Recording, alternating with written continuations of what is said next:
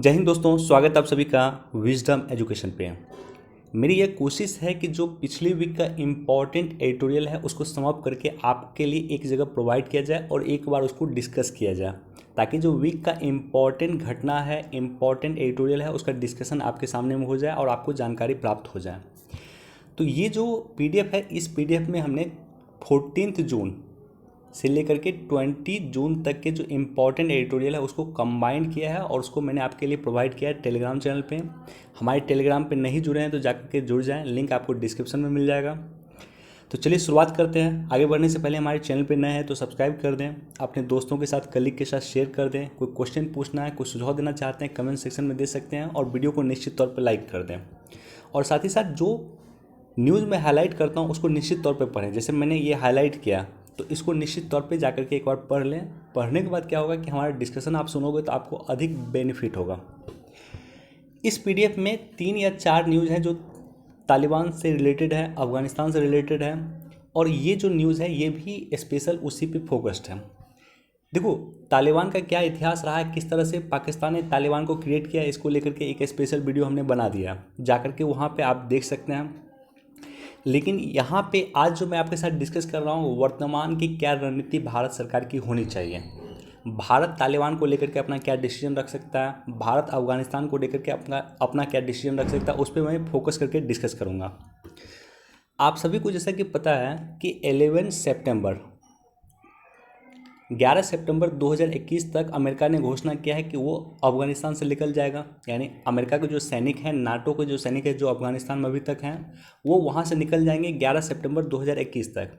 तो ऐसे कंडीशन में तालिबान जो है एक बार फिर हावी हो जाएगा अफगानिस्तान पे।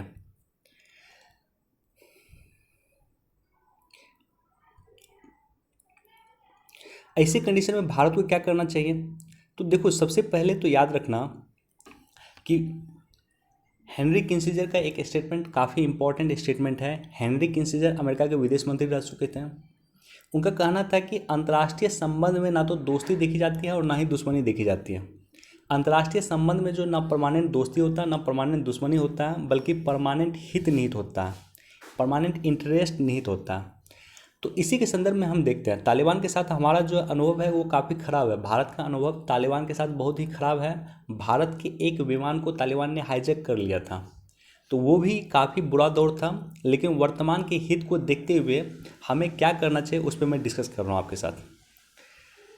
सबसे पहले तो अफगानिस्तान में भारत की $3 बिलियन की परियोजना, $3 बिलियन से अधिक भारत ने इन्वेस्ट किया अफगानिस्तान में।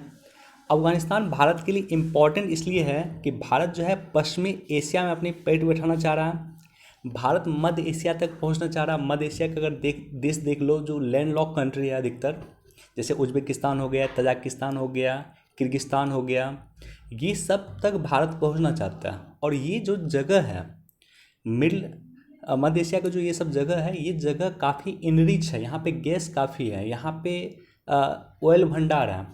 तो ऐसे कंडीशन में जो है हमें अफ़गानिस्तान की ज़रूरत है इन चीज़ों को एब्जॉर्ब करने के लिए, इनको यूज करने के लिए। जैसे आपको पता होगा एक तापी परियोजना चल रही थी, TAPI। तापी परियोजना जो है एक तुर्कमेनिस्तान है, उसके बाद अफ़गानिस्तान है, पाकिस्तान है और इंडिया। यानी तुर्कमेनिस्तान से इंडिया तक पाइप के माध्यम से गैस आएगा। तो काफ़ी गैस इनरिच कंट्री है। तो ऐसे कंडीशन में हमें अफ़गानिस्तान की ज़रूरत है। उसके बाद कई सारे जो है बांध वहाँ पे बना रहे हैं भारत सरकार, जैसे सलमा बांध बनाया है, जैसे सहतूत बांध बनाया है। ये सब बांध वहाँ पे बना रही है भारत सरकार, जिसमें संसद भवन है, कई सारे सड़कों का निर्माण कर रही है। तो ये सारा का सारा काम भारत सरकार कर रहा है अफगानिस्तान में। अब देखो, भारत ने चाबहार पे काफ़ी इन्वेस्टमेंट किया है। चाबहार पे भारत ने क्यों इन्वेस्टमेंट किया है? क्योंकि हमें अफगानिस्तान के रास्ते मध्य एशिया तक पहुँचना था, क्योंकि हमें अफगानिस्तान में जो है अपने शांति स्थापित करना था। हमारा जो कई सारे सामान है एक्सपोर्ट करना है, खाद्य सामग्री वगैरह अफगानिस्तान, मध्य एशिया के देशों में एक्सपोर्ट करना है, हमें उन देशों के साथ व्यापार करना है। तो इसलिए हमने चाबहार में इन्वेस्ट किया। अब चाबहार के हमारे इन्वेस्टमेंट को अगर सफल बनाना है तो हमें अफगानिस्तान की ज़रूरत है। उसके बाद एक आशकाबाद समझौता हुआ था। मध्य एशिया तक पहुंचने के लिए हमने आशकाबाद समझौता किया था 2018 में। और इसके साथ अंतर्राष्ट्रीय उत्तर दक्षिण परिवहन गलियारा जो हमें रसिया तक पहुंचने की जो भारत की परियोजना है, मध्य एशिया होते हुए भारत रशिया तक पहुंचना चाहता है, जिसमें ईरान काफ़ी महत्वपूर्ण भूमिका निभा सकता है। तो ये सारी की सारी परियोजनाओं को सफल बनाने के लिए हमें अफगानिस्तान की ज़रूरत है। अब देखो वर्तमान में भारत सरकार को क्या करना चाहिए।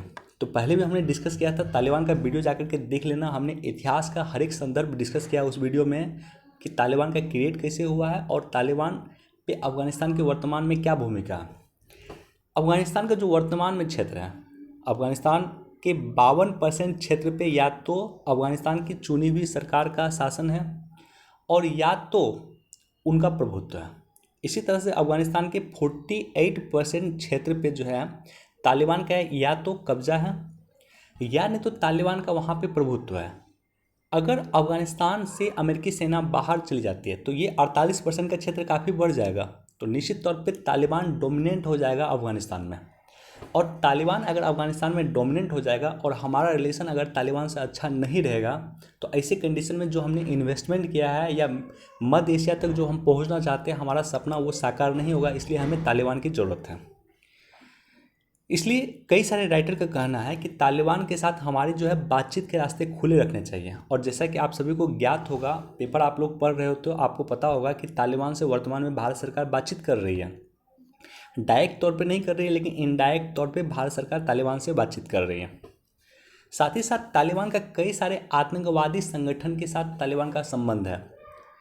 पाकिस्तान के कई सारे आतंकवादी संगठन जो भारत के खिलाफ नफरत उगलते हैं, उसके साथ तालिबान का अच्छा संबंध है। अगर हम तालिबान से कंसल्ट में नहीं रहेंगे, तालिबान से वार्ता नहीं करेंगे, तो ऐसे कंडीशन में वो आतंकवादी संगठन से तालिबान का संबंध और मजबूत होगा और भारत के खिलाफ उसका यूज कर सकता है। तो निश्चित तौर पर ऐसे कंडीशन में हमें तालिबान के सहयोग की ज़रूरत है या तालिबान से हमें बातचीत करते रहना चाहिए। तो राइटर का कहना है, जो 2-3 एडिटोरियल है उसको कंबाइन करके मैं डिस्कस कर रहा हूँ इस तालिबान इशू को। इसी पेपर में 2-3 एडिटोरियल है, इसी PDF में। राइटर का कहना है कि तालिबान के साथ भारत की बातचीत करते रहना चाहिए और भारत को ऑप्शन तलाशते रहना चाहिए।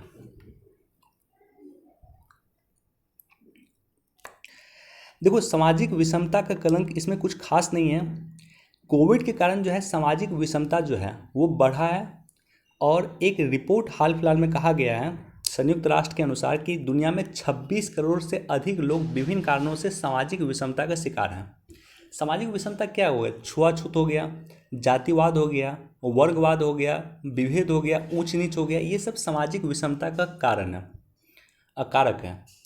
तो इसी के संदर्भ में यहाँ पे एक एडिटोरियल दिया हुआ, इसको खुद से आप लोग पढ़ सकते हैं। बहुत ज़्यादा इम्पॉर्टेंट है, खुद से पढ़ सकते हैं। बहुत ज़्यादा डिस्कशन लाइक नहीं कि मैं इसका पूरा डिस्कस करूं, लेकिन इसको एक बार खुद से पढ़ लेना। जो इम्पॉर्टेंट पार्ट है मैंने हाईलाइट किया, उसको एक बार ज़रूर आप लोग पढ़ लें।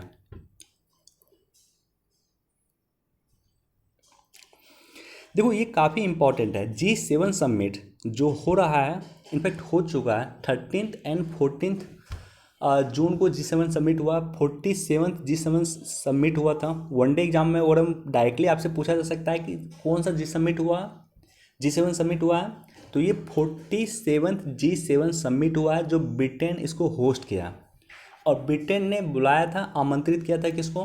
भारत को आमंत्रित किया था, ऑस्ट्रेलिया को आमंत्रित किया था, दक्षिण कोरिया को आमंत्रित किया था और दक्षिण अफ्रीका को आमंत्रित किया था। तो ये देश को आमंत्रित किया गया था, सभी वहाँ पे प्रेजेंट थे एक्सेप्ट हमारे देश के प्राइम मिनिस्टर श्री नरेंद्र मोदी जी।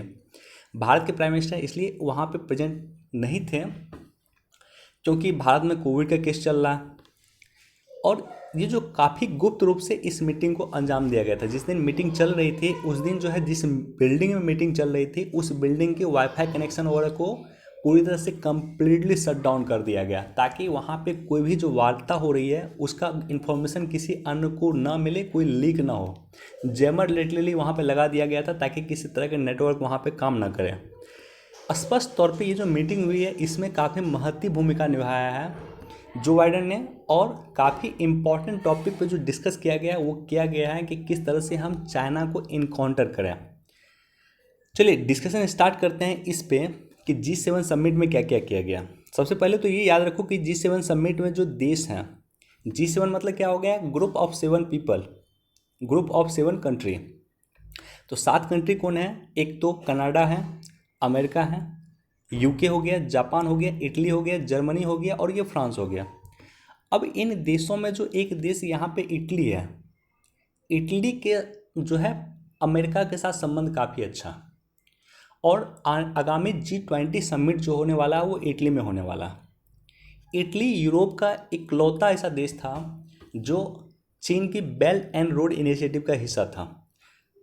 तो ये काफ़ी जो है चीन के खिलाफ जो है किस तरह का स्टेटमेंट देने से इटली नॉर्मली बचता रहा है।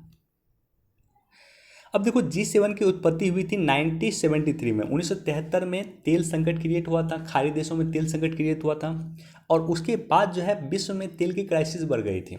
और तेल की क्राइसिस बढ़ गई थी, इसी कारण जो है 5 देश मिले, उसके वित्त मंत्री आपस में मिले, अनौपचारिक रूप से एक वार्ता की शुरुआत किया था और इस तरह से G7 समिट शुरू हुआ था। बाद में 1975 में जो है उसको एक औपचारिक मंच प्रदान किया गया।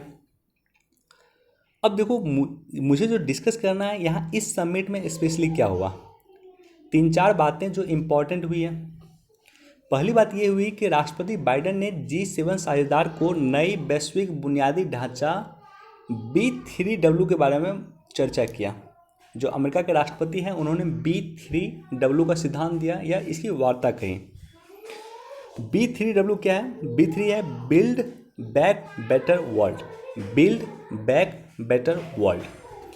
अब देखो इसका क्या मकसद है? इसका मकसद है कि जिस तरह से BRI परियोजना, चीन की BRI को, बेल्ट एंड रोड इनिशिएटिव को आप ओवर को, वन बेल्ट वन रोड, तो चीन की जो BRI परियोजना है, चीन जो विश्व भर के देशों को ऋण दे करके वहाँ पे इंफ्रास्ट्रक्चर बनाने का काम कर रहा है। जैसे CPEC है, चाइना पाकिस्तान इकोनॉमिक कॉरिडोर क्या है?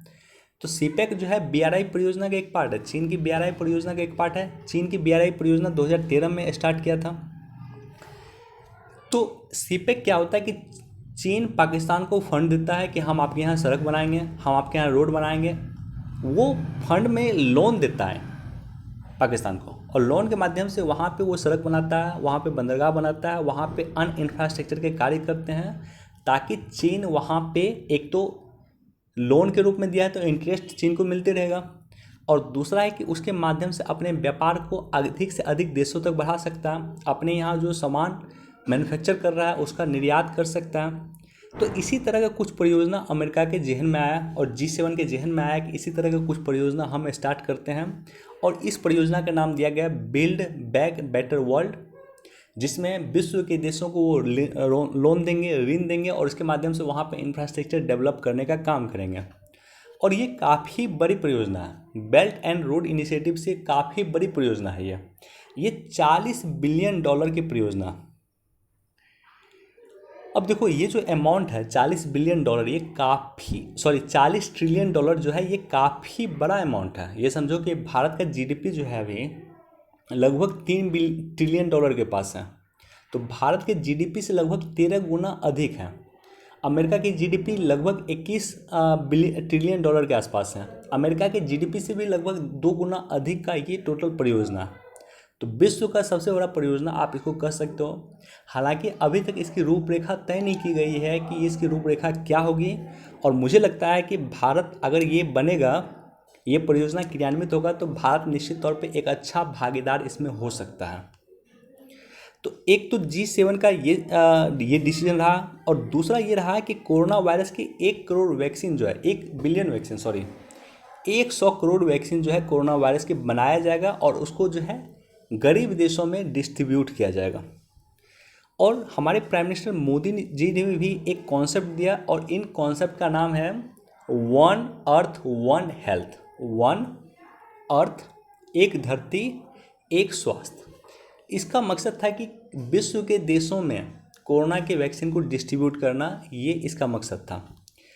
अब देखो मोदी जी ने स्पष्ट तौर पे कहा कि कोरोना किसी भी देश में अगर होगा, किसी भी देश में कोरोना अगर बचा रहेगा, तो वो पूरे विश्व समुदाय के लिए खतरनाक कंडीशन है।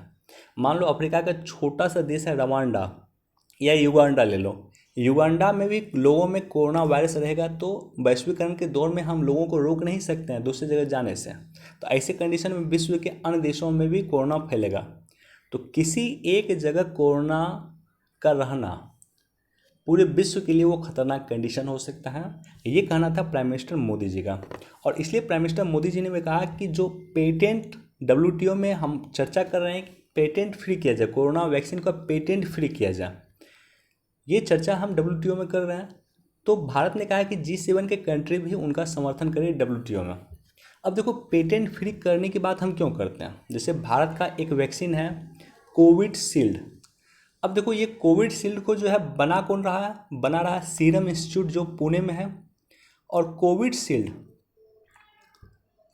का जो है रिसर्च किसने किया है? तो रिसर्च किया था एस्ट्रोजेनिका कंपनी, ब्रिटेन की एस्ट्रोजेनिका कंपनी है, इसने रिसर्च किया था, बना रहा है सीरम। अब जो हम मान लेते हैं मार्केट में अगर ये 400 रुपये में बिक रहा है कोरोना की वैक्सीन, तो 200 रुपये जाएगा सीरम को और 200 रुपये जाएगा एस्ट्रोजेनिका को। अगर पेटेंट फ्री हो जाता है तो विश्व का कोई भी देश कहीं भी अपने लेबोरेटरी में इसको बना सकता है, इस वैक्सीन को, और साथ ही साथ हमें एस्ट्रोजेनिका जैसी कंपनी को पैसा देने की ज़रूरत नहीं पड़ेगी। तो निश्चित तौर पे विश्व के देशों को ये सस्ता पड़ेगा और विश्व का देश कहीं भी इसे बना सकता है अगर उन्हें फॉर्मूला मिल जाए तो। साथ ही साथ देखो, जलवायु परिवर्तन काफ़ी इंपॉर्टेंट टॉपिक है, उसको लेकर के डिस्कस किया गया है कि 2050 तक शून्य कार्बन इमिशन जो उत्सर्जन है उसको प्राप्त किया जाएगा। शून्य कार्बन उत्सर्जन क्या होता है? देखो, ऐसा नहीं कि शून्य कार्बन उत्सर्जन कभी भी पॉसिबल नहीं है, कार्बन का उत्सर्जन होना ही है। लोग जिंदा रहेंगे तो कार्बन का उत्सर्जन होता रहेगा, लेकिन शून्य कार्बन उत्सर्जन का मतलब होता है कि जितना कार्बन का उत्सर्जन होता है, मान लो CO2 का जितना उत्सर्जन होता है उतना हम पेड़ पौधा बना दें या पेड़ पौधा उतना उगा दें, उसको मिटिगेट कर दें। जैसे मान लो 1 लाख टन कार्बन CO2 का उत्सर्जन होता है, तो 1 लाख टन कार्बन को सोखने वाली चीज़ों को हम डेवलप कर दें, चाहे वो ग्लेशियर के माध्यम से किया जाए, चाहे उसका बहुत सारा माध्यम हो सकता है, चाहे वो पेड़ पौधा के माध्यम से किया जाए या अन्य माध्यम से किया जाए। तो जितना कार्बन इमिशन हुआ उतना कार्बन सोख ले, एब्जॉर्ब कर ले, तो उसी को कहा गया शून्य कार्बन उत्सर्जन, जो 2050 तक ये देश प्राप्त कर लेंगे, इसका संकल्प लिया गया। बाकी इसको पढ़ लेना आप लोग खुद से भी। 90 साल पुराने संसद भवन की जगह आधुनिक डिजिटल तकनीक से लैस इमारत वक्त की ज़रूरत। तो देखो, सेंट्रल विस्टा प्रोजेक्ट को लेकर के देश भर में चर्चा चल रही है। तो सबसे पहले तो ये समझते हैं कि सेंट्रल विस्टा प्रोजेक्ट क्या है। देखो, सेंट्रल विस्टा प्रोजेक्ट जो है, ये प्रोजेक्ट है, आपको दिल्ली अगर आप जाओगे तो इंडिया गेट है यहाँ पे, और यहाँ पे राष्ट्रपति भवन है। लगभग 3 किलोमीटर का डिस्टेंस है, 3.2 किलोमीटर। इसके बीच में जो है दोनों साइड में ये जो रोड है, इंडिया गेट से लेकर के आपको राष्ट्रपति भवन, इसके बीच में जो है कई सारे मंत्रालय का बिल्डिंग है। तो बेसिकली इस बिल्डिंग को रिकन्स्ट्रक्ट करना, संसद भवन को रिकन्स्ट्रक्ट करना बेसिकली इसका मकसद है। इस परियोजना जो लाया गया था सेंट्रल विस्टा प्रोजेक्ट, इसका मकसद है। अब देखो, यहाँ पे राइटर क्या कर रहे हैं कि अभी हमारे देश में 12 ऐसे मंत्रालय हैं जो किराए पे हैं, जिसके लिए हमें 1000 करोड़ रुपये प्रत्येक वर्ष पे करना होता है। तो किराए का मकान में चल रहा है कई सारे मंत्रालय, तो इसलिए हमें सेंट्रल विस्टा प्रोजेक्ट की ज़रूरत है। अब देखो, Central Vista project India Gate से लेकर राष्ट्रपति भवन तक है, ठीक है। अब 1911 में क्या हुआ था? 1911 में जॉर्ज पंचम ने भारत की राजधानी कलकत्ता से दिल्ली हस्तांतरित किया था, और उसी समय में ये सारे के सारे भवन का निर्माण हुआ था, जिसमें जो इसका वास्तुकार थे ये लुटियन थे। इसलिए ये जो क्षेत्र है राष्ट्रपति भवन का क्षेत्र, इसे लुटियन दिल्ली कहा जाता है, क्योंकि इसका वास्तुकार जो था ये लुटियन था, जिन्होंने इसको डिजाइन किया था। संसद भवन का, राष्ट्रपति भवन वगैरह का डिजाइन किया था लुटियन ने।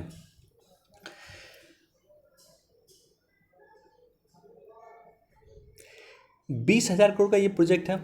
अब देखो, सरकार का क्या पक्ष है? सरकार का पक्ष ये है कि संसद भवन की सुविधा और बुनियादी ढांचा के मौजूदा मांग को पूरी करने में ये अपर्याप्त है, इसलिए जो है हमें इसमें सुधार लाना होगा या हमें नया संसद भवन चाहिए। दूसरा ये है कि 2026 में लोकसभा व राज्यसभा की जनसंख्या के अनुसार निर्वाचक क्षेत्रों की संख्या में वृद्धि हो सकती है। 2026 के बाद जो है हो सकता है संसद के सदस्य का वृद्धि हो, तो इसके लिए जो है हमें संसद सदस्य की संख्या बढ़ जाएगी। तो ऐसे कंडीशन में हमें नया संसद भवन चाहिए। उसके बाद मौजूदा जो संसद भवन है वो 1911 का संसद भवन है, या मौजूदा जो मंत्रालय है ये 1911 का मंत्रालय है, इसलिए जो है उस समय के अनुसार बनाया गया था। 1911 के समय के अनुसार, 1920 के समय के अनुसार ये संसद भवन या ये जो है मंत्रालय ये सही था, लेकिन वर्तमान के आवश्यकता के अनुसार ये सही नहीं है, इसलिए हमें नया सेंट्रल विस्टा प्रोजेक्ट चाहिए, नया संसद भवन चाहिए, नया मंत्रालय चाहिए। तो उसी के रिगार्डिंग ये एडिटोरियल दिया हुआ है, एक बार इसको आप लोग देख सकते हैं। बेसिक कॉन्सेप्ट यही है कि संसद भवन से लेकर के राष्ट्रपति भवन से लेकर के इंडिया गेट के बीच में कई सारे बिल्डिंग हैं, संसद भवन है, कई सारे मंत्रालय है, उसको रिकंस्ट्रक्ट करने का परियोजना जो है वो है सेंट्रल विस्टा प्रोजेक्ट। देश भर में आपत्ति क्यों चल रही है इसको लेकर के कि पर्यावरण क्लियरेंस को लेकर के या अन्य क्लियरेंस को लेकर के कुछ लोग इस पर आपत्ति कर रहे हैं, इसलिए ये चर्चा में रहता है। देखो G7 की अगुवाई यहाँ पे भी एक थोड़ा सा दिया हुआ पार्ट, इसको भी आप लोग देख सकते हैं, पढ़ लेना इसको एक बार आप लोग। यहाँ भी G7 को लेकर के है कि G7 किस तरह से चीन पे नकेल कस रहा है, उसको लेकर के यहाँ पे दिया हुआ है। G7 पे ऑलरेडी हमने डिस्कस कर लिया, इसको पढ़ लेना। अब देखो ये एडिटोरियल काफ़ी इंपॉर्टेंट है, ये है भरत झुनझुनवाला। इसका मैंने 50 से अधिक एडिटोरियल मैंने पढ़ा है, मैंने डिस्कस किया 50 से अधिक एडिटोरियल अपने चैनल पे। काफ़ी इंपॉर्टेंट राइटर है। और देखो एडिटोरियल कब इंपॉर्टेंट होता है, जब एडिटोरियल के बारे में कुछ मान लो कोई समस्या के बारे में जिक्र हो और साथ ही साथ उसके समाधान के बारे में भी जब जिक्र हो, तो उसे कहा गया कि एक इम्पॉर्टेंट एडिटोरियल। तो इसको मैंने हाईलाइट कर लिया, इसको आप लोग खुद से पढ़ लेना। बेसिकली ये है कि इसमें 3 चीज़ें बताई गई हैं कि बिजली उत्पादन का 3 तरीका जो हमारे देश में काफ़ी फेमस है। एक तो कोयला के माध्यम से बिजली हम क्रिएट कर रहे हैं, एक जो है दूसरा है कि जल विद्युत के माध्यम से हम बिजली क्रिएट कर रहे हैं, और तीसरा है सोलर एनर्जी के माध्यम से हम बिजली क्रिएट कर रहे हैं। तो तीनों तरीका की क्या क्या खूबियां हैं और क्या क्या खामियां हैं उसको लेकर के हाईलाइट किया गया है, और साथ ही साथ राइटर ने अपना भी सुझाव दिया है। तो इसको एक बार खुद से पढ़ लेना, मैंने हाईलाइट कर दिया है हर एक इंपॉर्टेंट पॉइंट को।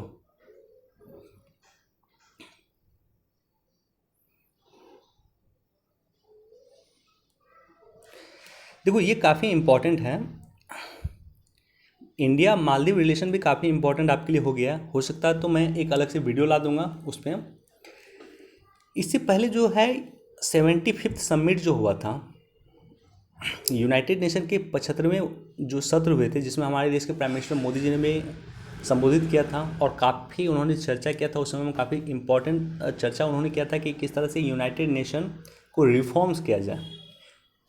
उस समय में काफ़ी इंपॉर्टेंट टॉपिक था, आई थिंक सितंबर 2020 में ये काफ़ी इंपॉर्टेंट टॉपिक था। प्राइम मिनिस्टर मोदी ने डिस्कस किया था कि यूनाइटेड नेशन जो है वर्तमान समय वो आवश्यकता के अनुसार अनुकूल नहीं है, इसलिए इसमें रिफॉर्म्स की आवश्यकता है। ये 75वें शर्त में उन्होंने कहा।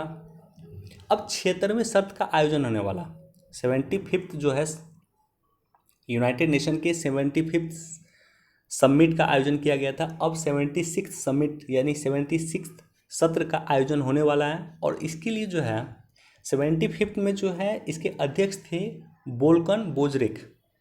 ये टर्की के थे, इन्होंने भारत के खिलाफ काफ़ी स्टेटमेंट दिया था, और भारत के खिलाफ स्टेटमेंट देने के कारण पाकिस्तान ने इसको इनवाइट किया, और पाकिस्तान की धरती पे इन्होंने भारत के खिलाफ स्टेटमेंट दिया, जम्मू कश्मीर के खिलाफ स्टेटमेंट दिया, और इसके कारण इसे जो है पाकिस्तान के दूसरी सबसे बड़ी नागरिक सम्मान से नवाजा गया था। पाकिस्तान सरकार ने इसे नवाजा था। तो निश्चित तौर पे तुर्की का भारत के साथ खराब संबंध है, तो इसलिए जो है हमारे लिए काफ़ी सही नहीं थे। अब जो है नए अध्यक्ष का जो चुनाव हुआ है, वो चुने गए हैं मालदीव के विदेश मंत्री, राइट।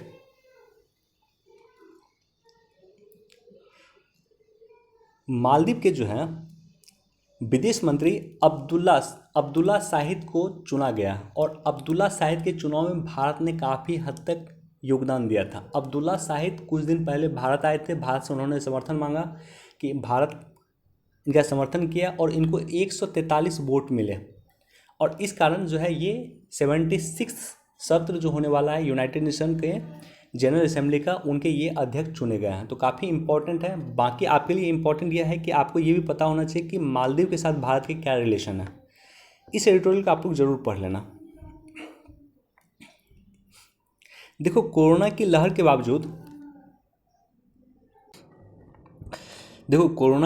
बावजूद देश में जो एक सेक्टर सबसे ग्रूम किया, सबसे ज़्यादा ग्रो किया, वो रहा है एग्रीकल्चर सेक्टर।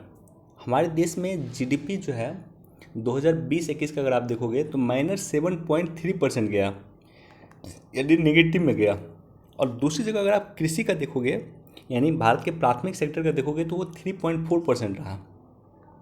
तो तो हमारे देश का प्राथमिक सेक्टर ग्रो किया है, उसमें सबसे बड़ी भूमिका रही है कृषि की। तो इसको लेकर के कुछ डाटा दिया हुआ मैंने हाईलाइट किया है, इसको आप लोग खुद से पढ़ लेना। 2-3 बातें मैं बता देता हूँ। जस्ट यहाँ पे देखो,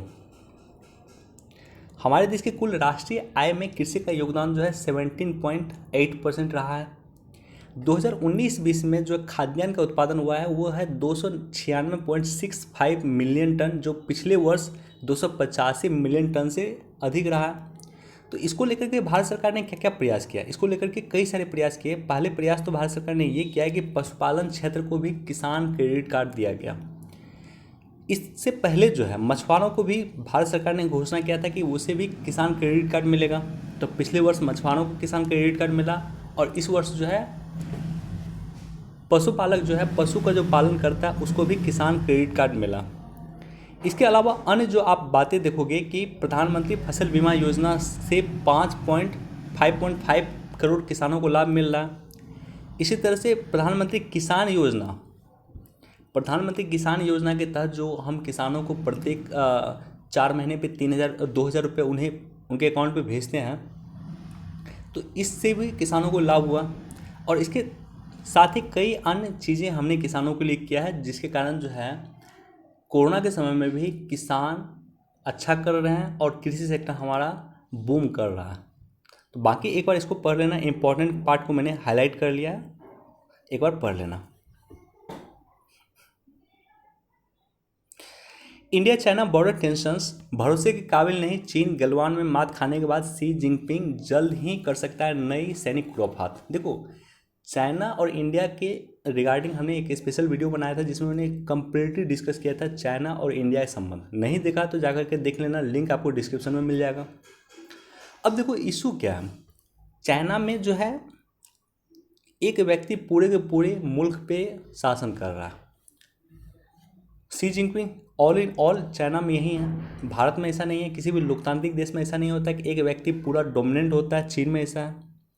अब इशू क्या है कि चाइना में कभी भी कोई इंटरनल प्रॉब्लम होता है तो उसको दबाने के लिए वो कहीं ना कहीं इन सब चीज़ों का सहारा लेते हैं। मसलन जैसे भारत में भी कभी कोई इंटरनल इशू होता है तो हम लोग पाकिस्तान को आरोप लगाते हैं या इस तरह से घटना चीज़ें करते रहते हैं। पाकिस्तान में भी ऐसा होता है।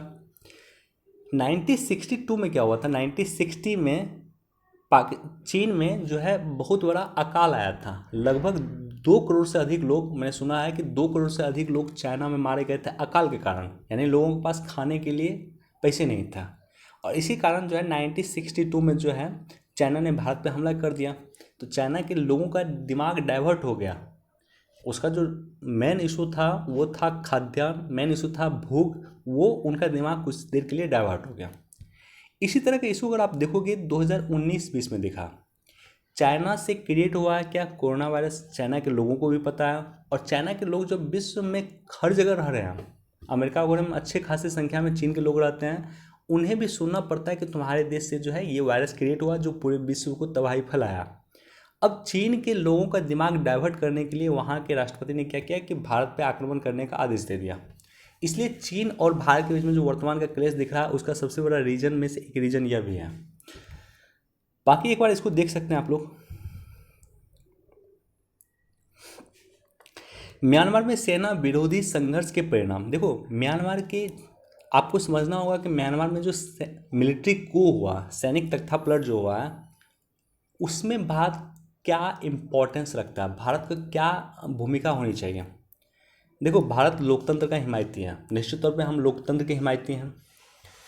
और अमेरिका भारत से एक्सपेक्ट करता है कि वो जो है, जो अमेरिका म्यांमार के खिलाफ जो प्रस्ताव ला रहा है उसमें भारत उसका समर्थन करे।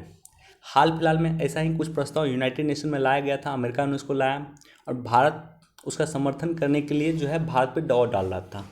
भारत, चीन और पाकिस्तान तीनों ने जो है उसमें वोट नहीं किया, मतलब तीनों जो है वोटिंग से बाहर हो गए थे। अब देखो भारत ऐसा क्यों कर रहा है, भारत अब म्यांमार के खिलाफ किसी तरह के प्रस्ताव में क्यों शामिल नहीं हो रहा। डिटेल से एनालिसिस करूंगा इस वीडियो में, या इस टॉपिक को डिटेल से यहाँ पे एनालिसिस करूंगा। देखो, 1935 के एक्ट, भारत शासन अधिनियम 1935 के माध्यम से जो है इंडिया से अलग हुआ बर्मा, जिसको हम म्यांमार भी कहते हैं। 1948 में स्वतंत्रता प्राप्ति हुआ वहाँ पे, और 1948 से लेकर के वर्तमान तक 3 बार सैनिक तख्तापलट हो चुका है म्यांमार में। म्यांमार में 1 वर्ष की अवधि के लिए आपातकाल लागू कर दिया गया है, और लोकतांत्रिक रूप से निर्वाचित सरकार जो आंग सांग सू की सरकार थी उसको जो है हिरासत में ले लिया गया। जो आंग सांग सू वहाँ की काउंसलर थी, जिस तरह से हमारे यहाँ प्राइम मिनिस्टर होते हैं वहाँ पे काउंसलर होते हैं, उसको हिरासत में ले लिया गया। अब नवंबर 2020 में संसदीय दल में का चुनाव हुआ, और आंग सांग सू की पार्टी जो है काफ़ी डोमिनेंट रूप से वहाँ पे सत्ता पे काबिज हुए। फरवरी 2021 में म्यांमार की सेना ने तख्तापलट कर दिया और आंग सांग सू को हिरासत में ले लिया। अब देखो, आपको बैकग्राउंड में चीज़ें समझने की ज़रूरत है। सबसे पहले तो आपको ये समझो कि 2008 में काफ़ी इम्पॉर्टेंट ईयर है म्यांमार के लिए। म्यांमार के संविधान में संशोधन करवाया म्यांमार के सेना ने, और इन्होंने संशोधन करवा के ये करवा दिया कि जो म्यांमार में जो संसद है उस संसद का 25% सीट जो है वो सीट मिलिट्री को जाएगा, और 75% सीट पे जो है इलेक्शन होंगे। अब देखो होता क्या था, मान लो म्यांमार में 100 सीट है, 100 सीट में 25 सीट चला गया मिलिट्री को, वो फिक्स है, उसमें कोई इलेक्शन नहीं होगा। ये 75 सीट के लिए इलेक्शन होता था। अब ये 75% सीट जो है, इसमें क्या होता था कि इस जो भी पार्टी राजनीतिक पार्टी पार्टिसिपेट करती थी उसमें भी सेना का वर्चस्व होता था। सेना के समर्थन वाली कई सारी राजनीतिक पार्टियां होती थे, और ये होता क्या था कि मिलिट्री और वहाँ के जो सेना समर्थित पार्टी है वो मिलकर के सरकार बना लेती थी। इस बार ऐसा नहीं हुआ। इस बार क्या हुआ कि आंग सांग सू की पार्टी जो है 75% मेजोरिटी में, जो 75% सीट है किसी राजनीतिक पार्टी को जो मिलना चाहिए, इसमें अधिकतर सीट जीत गई आपको आंग सांग सू, यानी पूरी तरह से मेजोरिटी में आ गई आंग सांग सू। इसको सेना के साथ मिलकर सरकार बनाने की कोई ज़रूरत नहीं थी। तो ऐसी कंडीशन में सेना ने क्या किया, सेना को ऐसा लगा कि हो सकता है 2008 के संविधान संशोधन को वो पलट दे, 2008 के वो उसके संविधान के जो निर्णय है उसको वो पलट सकती है आंग सांग सू। इसलिए सेना ने पूरी की पूरी सरकार को तख्ता पलट कर दिया। तो बेसिक कॉन्सेप्ट आपको क्लियर हो गया होगा कि म्यांमार की सेना ने ऐसा क्यों किया, क्योंकि हमेशा ऐसा होता रहा है कि म्यांमार की सत्ता पर जो भी सरकार काबिज होते थे उसमें म्यांमार की सेना की प्रमुख भूमिका होती थी, और प्रत्यक्ष तौर पे म्यांमार की सेना उसमें शामिल होता था। लेकिन इस बार ऐसा नहीं, म्यांमार की सेना को लगा कि ऐसा नहीं हो सकता है, इसलिए उन्होंने तख्ता पलट कर दिया। अब देखो भारत को क्या रिएक्ट करना चाहिए इस पर। तो उससे पहले भारत का क्या हित छिपा हुआ, म्यांमार में भारत का क्या हित छिपा हुआ, इसको देखने की जरूरत है। भारत म्यांमार को पूर्वी एशिया और आसियान देशों का प्रवेश द्वार कहते हैं। हम बोलते हैं कि आसियान का प्रवेश द्वार क्या है, म्यांमार है हमारे लिए, तो इसलिए हमारे लिए म्यांमार की आवश्यकता है। म्यांमार के रखाइन प्रांत में 2021 तक महत्वपूर्ण सीतवे बंदरगाह का परिचालन शुरू हुआ है, या सीतवे एयरपोर्ट जो है, सीतवे बंदरगाह जो है म्यांमार में, इसको भारत डेवलप कर रहा है। क्यों डेवलप कर रहा है? कलादान मल्टी मॉडल लॉजिस्टिक्स परियोजना। हमें कोलकाता से जो है मिजोरम पहुंचना है, तो हम कोलकाता से सबसे पहले शिप के माध्यम से, जहाज़ के माध्यम से हम जाएंगे सीतवे एयरपोर्ट म्यांमार का। उसके बाद कलादान नदी के माध्यम से हम मिजोरम इन करेंगे, और उसके बाद कुछ जगह हम रोड के माध्यम से भी जाएंगे। तो ये जो परियोजना है, इस परियोजना को डेवलप करने के लिए, नॉर्थ ईस्ट तक हमारी पहुंच को बढ़ाने के लिए जो है हम बांग्लादेश के साथ भी काम कर रहे हैं और हम म्यांमार के साथ भी काम कर रहे हैं। तो सीतवे पोर्ट हम डेवलप कर रहे हैं कहाँ पे, तो म्यांमार में। कलादान मल्टी मॉडल लॉजिस्टिक्स परियोजना के लिए भी हमें म्यांमार की ज़रूरत है। और त्रिपक्षीय राजमार्ग जो भारत डेवलप कर रहा है, इंडिया, म्यांमार और थाईलैंड, IMT हाईवे इसे कहा गया। इंडिया के माध्यम से, भारत से हम जाएंगे म्यांमार, और म्यांमार से जाएंगे हम थाईलैंड। तो इसको हम डेवलप कर रहे हैं, और थाईलैंड के बाद आगे बढ़ते हुए हम उसे वियतनाम तक ले जाएंगे, ताकि भारत रोड के माध्यम से डायरेक्टली दक्षिणी चीन महासागर तक जा सके। तो इसके लिए भी हमें म्यांमार की ज़रूरत है। IMT परियोजना, त्रिपक्षीय राजमार्ग को सक्सेसफुल बनाने के लिए भारत को म्यांमार की ज़रूरत है। उत्तर पूर्व में जो है सुरक्षा बनाए रखने के लिए, हमारे नॉर्थ ईस्ट में जो है काफ़ी हिंसा की घटना पहले होती थी, इसमें सुरक्षा बनाए रखने के लिए, आतंकवादी गतिविधि को वहाँ रोकने के लिए, नक्सलवादी गतिविधि को वहाँ पर रोकने के लिए, उग्रवाद को वहाँ पर रोकने के लिए, क्षेत्रवाद को रोकने के लिए हमें म्यांमार की ज़रूरत है। रोहिंग्या इशू भारत में चल रहा है, इसको भी सॉल्व करने के लिए हमें म्यांमार की ज़रूरत है। और 1.2 बिलियन डॉलर से अधिक का इन्वेस्टमेंट भारत ने म्यांमार में किया है, तो उसको बनाए रखने के लिए भी हमें म्यांमार की ज़रूरत है। अब देखो, सिंपल सी बात आपको समझनी चाहिए कि कुछ दिन पहले जब म्यांमार में लोकतांत्रिक सरकार थी, उस समय में भी म्यांमार के महत्वपूर्ण पदों पे सेना का इम्पोर्टेंस बना हुआ था। जैसे म्यांमार के रक्षा मंत्री वगैरह होते थे, वो सब म्यांमार के सैनिक ही होते थे, म्यांमार की सेना के लोग ही होते थे। और आज भी यही कंडीशन है, हमें जो भी परियोजना म्यांमार में हम डेवलप कर रहे हैं, उसके लिए हमें सेना की ज़रूरत थी कल भी, और सेना की आज भी ज़रूरत है। इसलिए राइटर का कहना है कि म्यांमार के सैनिक के साथ भी हमारा संबंध बना रहना चाहिए। लोकतांत्रिक भारत एक लोकतांत्रिक देश है, और लोकतांत्रिक रूप से चुनी हुई पार्टी का समर्थन करती है, लेकिन ये प्रैक्टिकल रूप, ये व्यवहारिक रूप में ऐसा नहीं होता। जैसे मसलन आपने देखा होगा कि अमेरिका एक लोकतांत्रिक और डेमोक्रेटिक कंट्री है, लेकिन अमेरिका ने पाकिस्तान में सेना का समर्थन किया था। कई बार सेना तख्ता पलट किया पाकिस्तान में, तो सेना का वहाँ पे अमेरिका ने समर्थन किया। नियम यह कहता है कि अमेरिका लोकतांत्रिक कंट्री है, लोकतंत्र को बढ़ावा देती है, तो इसे सेना का समर्थन इसे नहीं करना चाहिए पाकिस्तान में। लेकिन रसिया के खिलाफ इन्होंने पाकिस्तान का समर्थन किया था। तो हमें भी अपना हित देखना चाहिए, चाहे वहाँ पे मिलिट्री हो चाहे कोई और हो। भारत के हित इसी में है कि वहाँ पे जो भी सत्ता पे काबिज होता है म्यांमार में, उसके साथ मिलकर भारत सरकार काम करे। देखो, ये मेरा व्यक्तिगत राय है, हो सकता है ये आपकी कुछ और राय हो, लेकिन मेरा ये व्यक्तिगत राय है।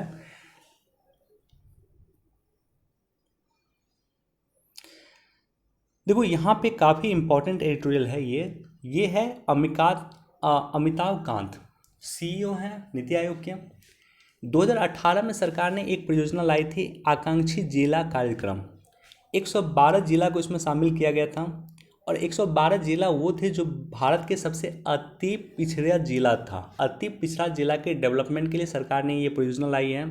और हाल फिलहाल में यूनाइटेड नेशन ने, संयुक्त राष्ट्र ने अपने एक रिपोर्ट में इस योजना की तारीफ किया है कि किस तरह से पिछड़े जिलों को आगे बढ़ाने के लिए सरकार ने आकांक्षी जिला कार्यक्रम लाया।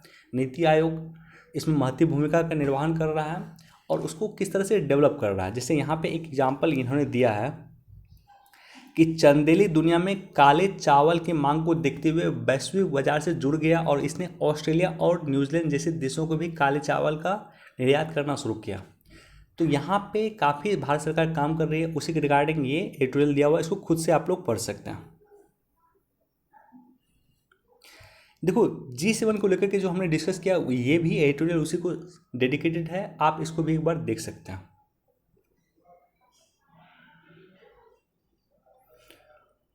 एक बार इसको भी पढ़ सकते हैं।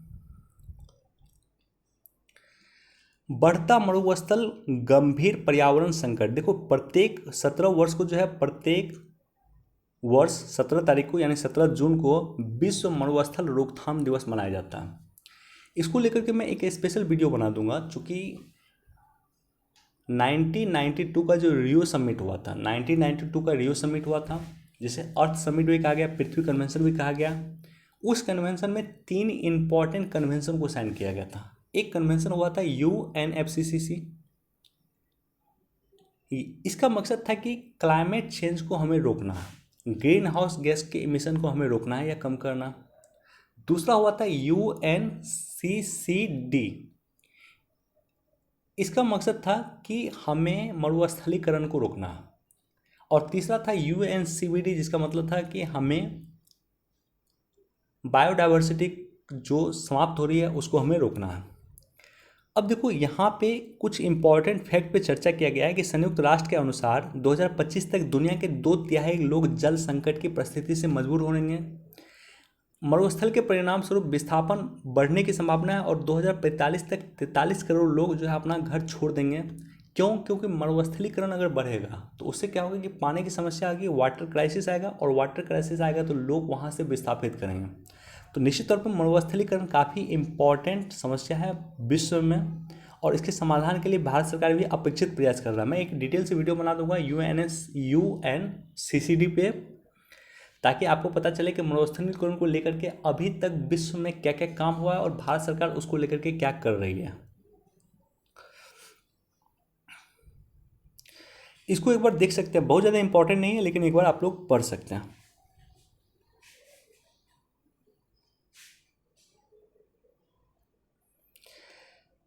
ऑलरेडी कुछ समय पहले हमने डिस्कस किया एस्पायरेशनल डिस्ट्रिक्ट आकांक्षी जिला कार्यक्रम, तो उसी पे ये भी दिया हुआ, इसको भी एक बार आप लोग पढ़ सकते हैं। देखो, इजराइल में सत्ता परिवर्तन हो गया। इजराइल के नए प्राइम मिनिस्टर बने हैं नफ्ताली बेनेट। नफ्ताली बेनेट जो है इजराइल के नए प्राइम मिनिस्टर बने हैं और काफ़ी राइट विंग के माने जाते हैं। तो निश्चित तौर पर भारत का संबंध ऐसा नहीं है कि इजराइल के प्राइम मिनिस्टर जो चेंज हुए तो भारत के साथ उसका संबंध प्रभावित नहीं हुआ। भारत के साथ इजराइल का संबंध काफ़ी मजबूत है, और जैसा कि हमने देखा है कि अभी वर्तमान में गलवान के क्षेत्र में जो चीन का क्षेत्र है, उस क्षेत्र में निगरानी करने के लिए हमें ड्रोन की ज़रूरत थी और इजराइल ने तुरंत भारत को ड्रोन दिया। तो निश्चित तौर पर कई जगह इजराइल भारत की मदद कर रहा है। कई सारी टेक्नोलॉजी में हम देख रहे हैं, ड्रिप सिंचाई परियोजना, उसमें इजराइल भारत की मदद कर रहा है। तो कई सारी परियोजना में इजराइल भारत की मदद कर रहा है, और भारत के साथ इजराइल का संबंध मजबूत होगा, इसमें कोई दो राय नहीं है, चाहे सत्ता में कोई भी आए। तालिबान को लेकर के फर्स्ट पेज पे हमने डिस्कस किया। यहाँ पे भी काफ़ी इंपॉर्टेंट एडिटोरियल यह भी है, इसको भी एक बार आप लोग पढ़ें। देखो, बाल तस्करी को लेकर के कुछ डाटा दिया हुआ है, इसको खुद से आप लोग देख लें। बाल तस्करी को लेकर के क्या क्या डाटा है यहाँ पे खुद से दिया हुआ, और मैंने हाईलाइट कर लिया, इसको आप लोग जरूर एक बार पढ़ लें, और हो सकता है तो इसको नोट भी कर सकते हैं आप लोग। देखो, ये काफ़ी इंपॉर्टेंट है, ये जो है बिजनेस स्टैंडर्ड का है। कई जगह आपको लिखने में काम आ जाएगा, या मेंस लिखने में काम आ जाएगा कि 1991 में नई आर्थिक नीति जो हम लाए थे, भारत सरकार जो नई आर्थिक नीति लाया था, LPG लाया, लिबरलाइजेशन, प्राइवेटाइजेशन और ग्लोबलाइजेशन लाया, उदारीकरण, निजीकरण और वैश्वीकरण हमने लाया, उसका क्या इम्पैक्ट वर्तमान में हुआ। तो उसी इम्पैक्ट को लेकर के यहाँ चर्चा किया गया था कि 1990 के दशक में भारत की हिस्सेदारी विश्व अर्थव्यवस्था में 1.1% थी, आज 3.3% है। तो लगभग 3 गुनी हिस्सेदारी भारत की बढ़ी है विश्व अर्थव्यवस्था में। साथ ही साथ हमारा जो फॉरेक्स रिजर्व है, जिस समय में हमने इसे लाया था, LPG लाया था, उस समय में भारत के पास महज 10 दिन का ही फॉरेक्स रिजर्व बचा हुआ था। वर्तमान में जो भारत का फॉरेक्स रिजर्व है 11 गुना से अधिक बढ़ा है, $600 बिलियन हमने क्रॉस किया। अगर हम उदारीकरण, निजीकरण और वैश्वीकरण नहीं लाते तो निश्चित तौर पे ये आंकड़ा हम पार नहीं करते हैं। और साथ ही साथ कई अन्य यहाँ पे इम्पॉर्टेंट डाटा दिया हुआ है, इसको आप लोग देख सकते हैं कि क्या उदारीकरण, निजीकरण और वैश्वीकरण लाने के भारत में क्या उसका सकारात्मक इम्पैक्ट भारत की सोसाइटी पर पड़ा है, भारत की अर्थव्यवस्था पर पड़ा है। एक बार इसको भी देख सकते हैं आप लोग। देखो, भारत में जो है मानसून इस बार अच्छा संकेत दे रहा है, अच्छी मानसून होगी, और भारत का जो है 60% खेती जो है वो मानसून पे डिपेंड करता है। तो आप अपने ज्योग्राफी के बुक में जाकर के मानसून की उत्पत्ति वगैरह कैसे होता है वो देख लेना। लेकिन इस जो एडिटोरियल है, इस एडिटोरियल में दिया हुआ कि किस तरह से भारत के लोगों की रोजी रोटी मानसून पे डिपेंड करती है, उसको लेकर के यहाँ पे कुछ डाटा दिया हुआ है, इसको देख सकते हैं। मैंने हाईलाइट किया इस पोर्शन को, इसको आप लोग देख सकते हैं।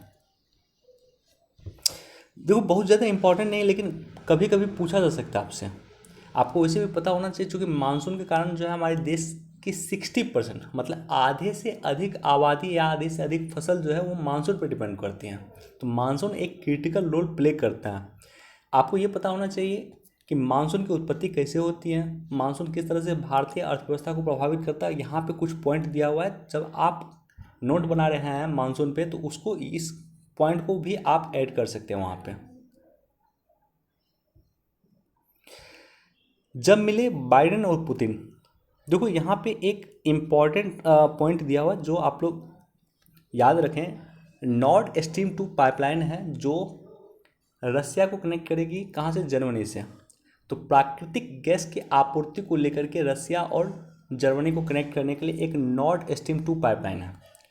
अब कुछ समय पहले आपने देखा कि G7 का जो पार्ट है, G7 जो देश है उसमें एक अच्छा भूमिका निभाता है जर्मनी, नाटो में एक अच्छा भूमिका निभाता है जर्मनी। तो ऐसे कंडीशन में जर्मनी कोई भी ऐसा काम नहीं करना चाहता था जो काम अमेरिका के अगेंस्ट हो, तो इसलिए इस परियोजना को अभी तक रोक दिया गया था। लेकिन अभी ऐसा दिख रहा है कि अमेरिका के समक्ष अब जो है सबसे बड़ी चुनौती अब रसिया नहीं है, अमेरिका के समक्ष सबसे बड़ी चुनौती चाइना है। देखो इस बात को समझो, रसिया जो है, रसिया मिलिट्री पावर बना लेकिन रसिया कभी इकोनॉमिक पावर नहीं बन पाया। अमेरिका मिलिट्री पावर और इकोनॉमिक पावर दोनों था। चीन क्या हुआ है कि मिलिट्री पावर भी बना और चीन इकोनॉमिक पावर भी बना। तो ऐसे कंडीशन में अमेरिका के लिए सबसे अधिक, सबसे बड़ा खतरा वर्तमान में, सबसे बड़ा शत्रु वो चाइना है, रशिया नहीं। इस बात को अमेरिका समझ गया है और इसलिए अमेरिका क्या कर रहा है कि अब रशिया से अपना क्लोजनेस बढ़ा रहा है। रशिया से अमेरिका निकटता बढ़ाएगा। क्यों? क्योंकि अमेरिका नहीं चाहेगा कि रशिया किसी भी तरह से चाइना के पक्ष में अधिक झुके। तो इसी को लेकर के G7 समिट में जो पार्टिसिपेट करने के लिए बाइडेन गए थे, उसके बाद इन्होंने रशिया के प्राइम मिनिस्टर से, रशिया के प्रेसिडेंट से भी मुलाकात किया और देख रहे हैं कि अब कॉन्सुलेट जो है, अमेरिका का कॉन्सुलेट रशिया में भी खुल रहा है, या कह सकते हो कॉन्सुलेट जो है कार्य करना शुरू कर देगा। कॉन्सुलेट बंद हो गया था बीच में, अब कॉन्सुलेट वहाँ का कार्य करना शुरू कर देगा। आज के न्यूज़ में मैंने इसको देखा, आप लोग भी देख लेना को, एक बार पढ़ सकते हो उसको। लेकिन भारत के पर्सपेक्टिव से सोचो तो काफ़ी अच्छा है। क्यों? क्योंकि हम रशिया से जो है 60% हम हथियारों की खरीदारी करते हैं रशिया के साथ। अमेरिका के साथ हम क्वाड में सहयोगी हैं। तो दो विपरीत जो विचारधारा, दो विपरीत देश, रशिया और अमेरिका दोनों के साथ भारत का संबंध अच्छा है। तो निश्चित तौर पे अमेरिका और रशिया का अगर संबंध अच्छा होगा तो भारत के लिए काफ़ी अच्छा होगा। क्योंकि S-400 मिसाइल जब हम खरीद रहे थे अमेरिका रशिया से, तो ऐसे कंडीशन में अमेरिका ने हमें धमकी दिया था कि वो हमें प्रतिबंधित कर सकता है। अमेरिका का एक कानून है काटसा, CAATSA, काटसा कानून 2017 में अमेरिका में आया था। इस कानून के तहत अमेरिका उन देशों को प्रतिबंधित कर सकता है जो रशिया, ईरान और उत्तरी कोरिया के साथ किसी तरह का कोई भी व्यापारिक समझौता करता है। हमने हथियार खरीदा किससे? रशिया के साथ। तो काटसा के तहत अमेरिका हम पे प्रतिबंध लगा सकता था, ये तलवार हम पे लटकती रहती थी। तो इसलिए ये मुलाकात काफ़ी इंपॉर्टेंट है। भारत के पर्सपेक्टिव से ये अच्छा हो रहा है कि रशिया और अमेरिका का संबंध मजबूत हो रहा है।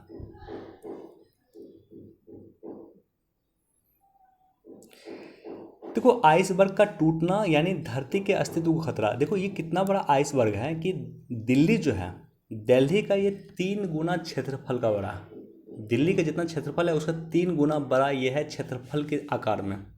और ये आइसबर्ग टूटा। दुनिया के जितने भी आइसबर्ग हैं, ग्लेशियर जितना भी, अगर वो टूट जाए तो पृथ्वी का टेम्परेचर 60 डिग्री सेंटीग्रेड हो जाएगा। और 60 डिग्री सेंटीग्रेड अगर पृथ्वी का टेम्परेचर होगा तो सोचो क्या होगा, पूरा मानव समुदाय समाप्त हो जाएगा। तो इसी के रिगार्डिंग जो है क्लाइमेट चेंज की बात हम लोग क्यों करते हैं? क्योंकि आइसबर्ग टूटना बंद हुआ, अब आइसबर्ग नहीं टूटे हैं, इसलिए क्लाइमेट की हम लोग बात करते हैं। पेरिस क्लाइमेट चेंज को लेकर के अमेरिका फिर शामिल हुआ, ये सब काफ़ी इंपॉर्टेंट है। एक बार इसको भी आप लोग देख सकते हैं। बाकी अगर इसके बेस में अगर आप जाओगे तो पेरिस क्लाइमेट चेंज के बारे में आपको पता होना चाहिए और UNFCCC के बारे में पता आपको होना चाहिए। UNFCCC के जो भी समिट हुआ है उस समिट में हमने क्लाइमेट चेंज को लेकर के क्या प्रतिबद्धता दोहराई है उसके बारे में आपको पता होना चाहिए। एक बार इसको भी देख सकते हैं। अफगानिस्तान को लेकर के ऑलरेडी हमने डिस्कस किया।